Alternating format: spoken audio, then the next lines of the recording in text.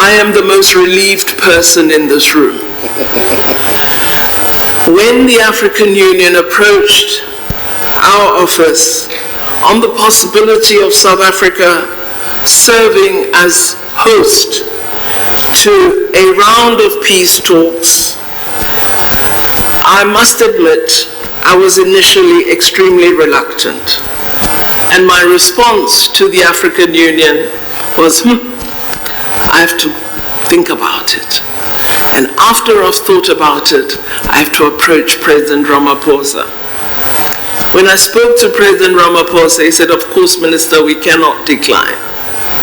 It is a duty that South Africa must assume and undertake, right up to the logical conclusion of peace. So, colleagues have to thank President Ramaphosa because I was very nervous. Allow me to welcome, on behalf of the people and the government of South Africa, the successful negotiation of this cessation of hostilities agreement between the federal government of Ethiopia and the Tigray People's Liberation Front. We extend our congratulations to the leaders on both sides. For us, this agreement signals a commitment to ending the use of force to settle differences and disputes, and confirms the correctness of our own country's principled policy position that political differences are best resolved through meaningful dialogue and diplomacy. This agreement also underscores the importance that the leaders on both sides have attached to the lives of their people, including to the fighting forces, to their families, to women in their communities, as well as to the suffering children of war. The message that comes out of these talks is clear. There are no winners in war, and wars do not solve problems. Invariably, the underlying reasons for conflict will persist unless they are resolved through dialogue. The use of force serves to destroy lives, livelihoods, infrastructure, and to merely prolong human suffering. This is why, as South Africa, we've always urged the African Union that as a continent, we must give much more focused attention to preventative interventions, structures, and mechanisms. Peace building is much more difficult than waging a war. The real heroes are those who work toward building peace and sustaining it. We therefore humbly call on the leaders of both sides to continue to work toward maintaining this peace through implementing the agreement in full, as they have committed to do in front of us. The engagement to build stability, to sustain peace, must continue in Ethiopia and lead to the securing of an enduring peace. We are honored as South Africa to have been the host for these talks, and we are keen to provide further support to the African Union, working closely with the facilitation team to ensure that peace is indeed maintained in our sister country, Ethiopia. It is absolutely imperative that we thank the facilitators and the observers for the hard work that has been undertaken. We thank His Excellency, President Olusegun Obasanjo, His Excellency, former President Uhuru Kenyatta, and Her Excellency, former Deputy President Phumzile Mlambo Ngcuka. We also thank colleagues of the African Union Commission and all the observers, as well as the resource personnel who have helped steer the talks. It is our hope as the people and government of South Africa that we are very soon going to be enjoying a celebration with the people of Ethiopia and indeed with all the people of Africa, because this agreement offers the hope that it is possible that as Africans we can silence the guns throughout the continent. Our President Ramaphosa, has directed me to congratulate all of you and to confirm his government and our country's readiness to continue playing any positive role that you may wish us to play. We are heartily encouraged by this example, and we are indeed really privileged and honored that this first sign that our path, our walk to silencing the guns is probably a successful one. We are absolutely privileged that that path and walk has begun here in South Africa. I thank you, moderator. Today marks 2 years less one day since violence and war broke out in the northern Ethiopian region of Tigray. Over this period, the African Union has been persistent in seeking ways and means of bringing about peace, security and stability in Ethiopia, and ensuring that the development and progress of Ethiopia as a wholesome and an inclusive society will not be truncated. 14 months ago, the AU Commission Chairperson, Ambassador Musa Faki Mohammed, appointed me as High Representative for the Horn of Africa to promote peace, security, and stability.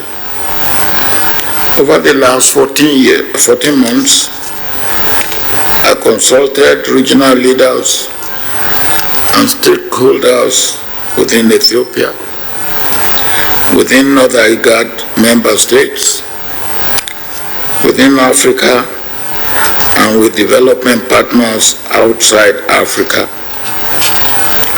In Ethiopia itself,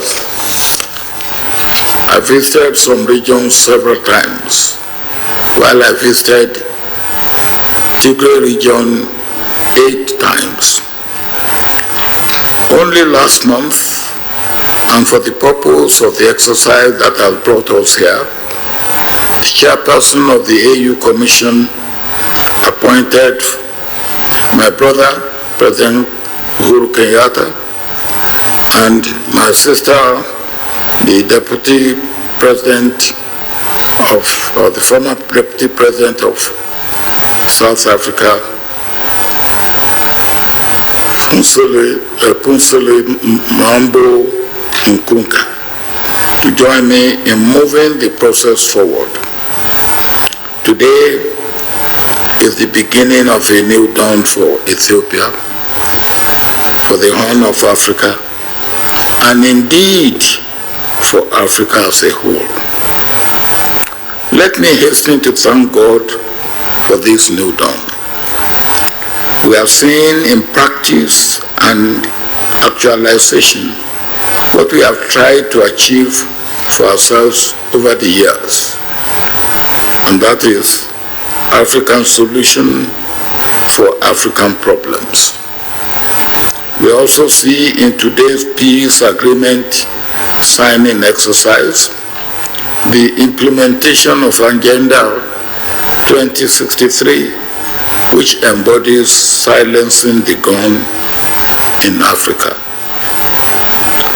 The two parties in the Ethiopian conflict have formally agreed to the cessation of hostilities, as well as to systematic, orderly, smooth, and coordinated disarmament, restoration of law and order, restoration of services, unhindered access to humanitarian supplies, protection of civilians, especially women, children, and other vulnerable groups, among other areas of agreement. The agreement also takes care of assurance of security for all concerned within and outside Ethiopia, monitoring, supervising, verification of implementation will be carried out by the AU high-level panel. For what you have achieved, delegates from both sides, working together among yourselves, we salute you, we commend you, and we congratulate you.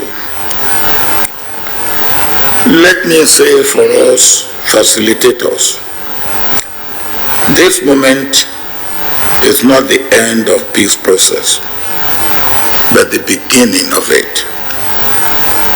Implementation of the peace agreements,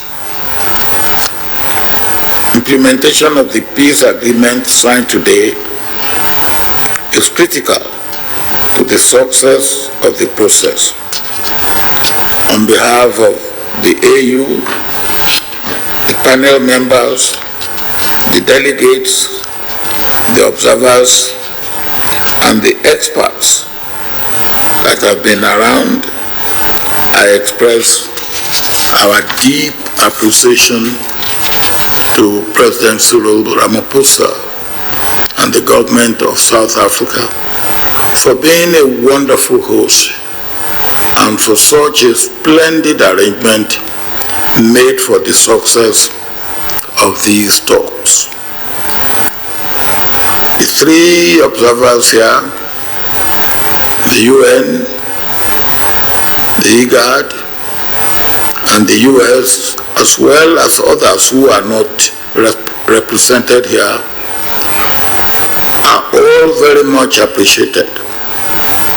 In this regard, we particularly thank the Africa Development Bank and the European Union for their financial support and the United Nations for their logistical support over the last 14 months. I must not forget to thank the staff of the Africa Union Commission, particularly those in the Department of Political Affairs, Peace and Security, led by Commissioner Ambassador Bankole Adeoye, with the invaluable support of Director Sergio Ba for their commitment and dedication to duty. Let me emphasize that the eyes of the world will now shift from the talks to the implementation. The leaders of both sides have supported the delegates to achieve what has been achieved. Finally, let me once again congratulate all the delegates. Well done. You have made all Ethiopians at home and abroad winners in this agreement. Please positively move on, move up, and move forward, leaving the past behind. Ethiopia is a great nation and shall continue to be a great nation and pride to all Africans. My brothers, I thank you and God bless you all. Excellencies, dear friends, on behalf of the participants from the Ethiopian government in these peace talks, I would like to express our heartfelt gratitude to the African high-level panel led by His Excellency former President Olusegun Obasanjo, the AU High Representative for the Horn of Africa, His Excellency former President of Kenya, Excellency Uhuru Kenyatta, and Her Excellency former Deputy President of South Africa, Dr. Mzile, President of South Africa and AU member panel of the WISE. We have benefited from your immense leadership, experience and wisdom over the course of these talks and in helping us get to South Africa. In these talks, you offered your guidance and support to the two sides. We are proud that you've shown the world the reservoir of wisdom in our continent and our capacity to resolve our problems. We are pleased that you've accepted to support the implementation of the agreement we've signed today. Your work started with the initiative of the chairperson of the African Union Commission, His Excellency Mr. Musa Faki Mohamed. We applaud his vision and leadership. Commissioner Bankole Adoye, Dr. Alhaj Sajoba, and their colleagues deserve our appreciation for their tireless work. Our deep appreciation goes also to His Excellency President Cyril Ramaphosa, the President of the Republic of South Africa, and indeed to the people of the Republic of South Africa for their generous hospitality. We are grateful to Her Excellency Dr. Naledi Pandor, South Africa's Minister of Department of International Relations and Cooperation, for the excellent facilities she put at the disposal of the talks. We are indebted to all her colleagues for putting an extra hours to ensure the conditions are for the peace talks to continue and reach these positive conclusions.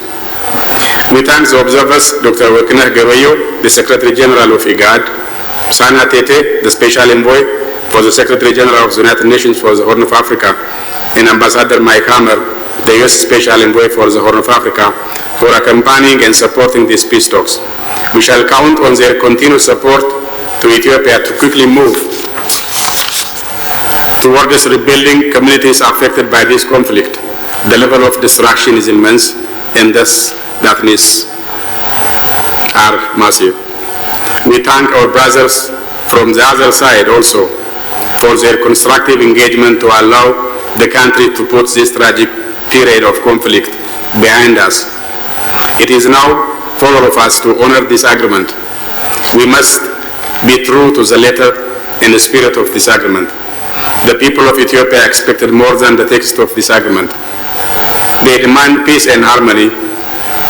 They desire development. They have charted a promising and bright future. The government on its part will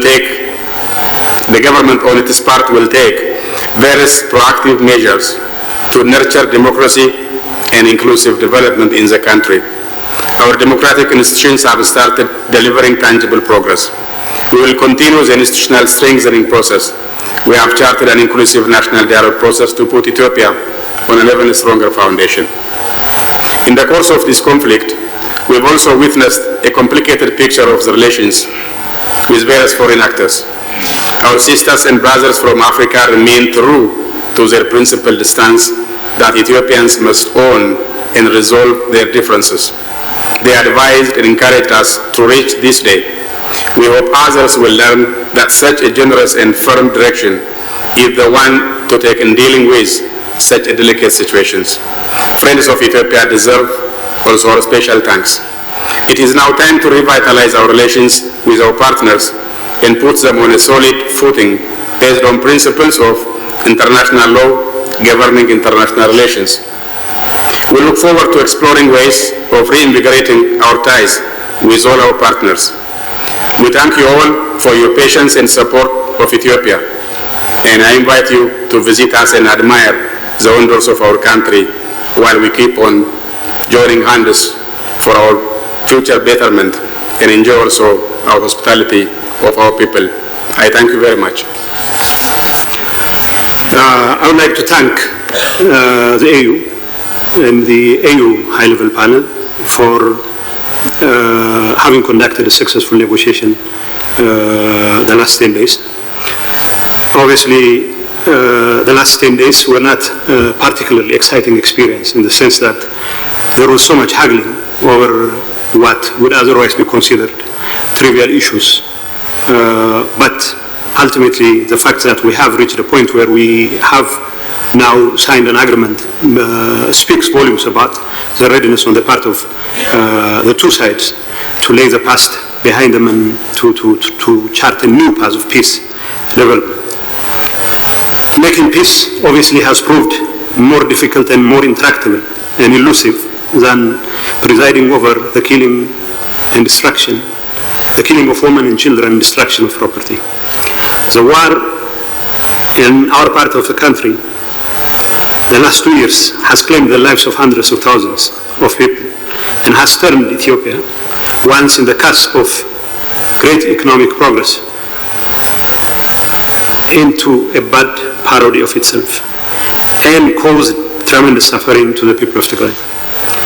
Our people have been killed not only through bullets, but also for lack of food and medicine. Our children do not go to schools. Our hospitals are not functional because of the war.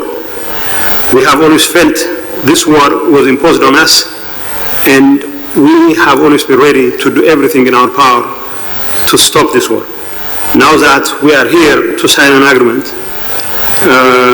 to at least explore the opportunity to see if we can make peace, and it is within reach, it will come as a relief not only to the people of Tigray, but also to the entire Ethiopian population.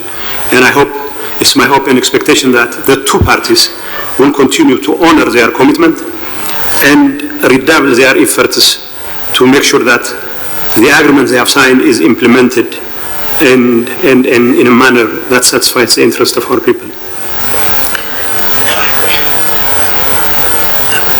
As you know, the humanitarian crisis has been particularly dire, and the fighting in the last 70 days has claimed over more lives. As we speak, as we are here ready to sign an agreement, thousands of combatants from both sides, as well as civilians, are losing their lives.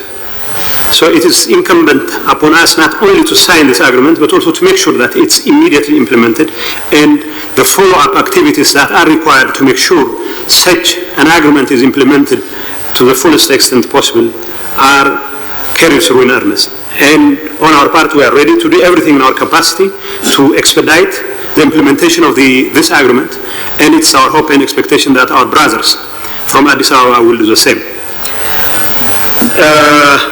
Obviously, like I said, we cannot solve our problems when there is too much testosterone in the room. Obviously, some of you have been complaining that the delegates from both sides have little in the way of feminine presence. And people advise us that probably the presence of women would have made a difference as far as making peace is concerned. So when there is too much testosterone, and when there is too much willingness on the part of the two sides to fight till the hell freezes over, it is the children and women who find themselves at the receiving end of the suffering. And it's unfortunate for myself and my comrades here who have once served in the same government. It took traveling all the way to South Africa. I'm not complaining that I traveled to South Africa. I have always loved being in South Africa, but it is quite tragic. It took a haggling of several months for us to come together and explore an opportunity for peace. Now that Chief Obasanjo, President Kenyatta, and Deputy President Fuzile have done their job well enough, simply means we have a new beginning and we have to build on that new beginning. For us, our children who have been away from schools need to go back to schools or to whatever is left of our schools, because the destruction is quite immense, as everyone has pointed out. And the destruction in Tigray has been even more particularly immense. Our children have to go to schools, they have to have medicine, the humanitarian crisis needs to be addressed, and this requires not just a pause in peace, a peace pause, but a serious, effort on the part of the two sides and the international community, more particularly the AU panel and the AU Commission, the AU as an institution, to do everything within their power to make sure that this agreement holds. As far as both parts are concerned, we have made painful concessions because addressing the pains of our people is far more important than the kinds of concessions we have made.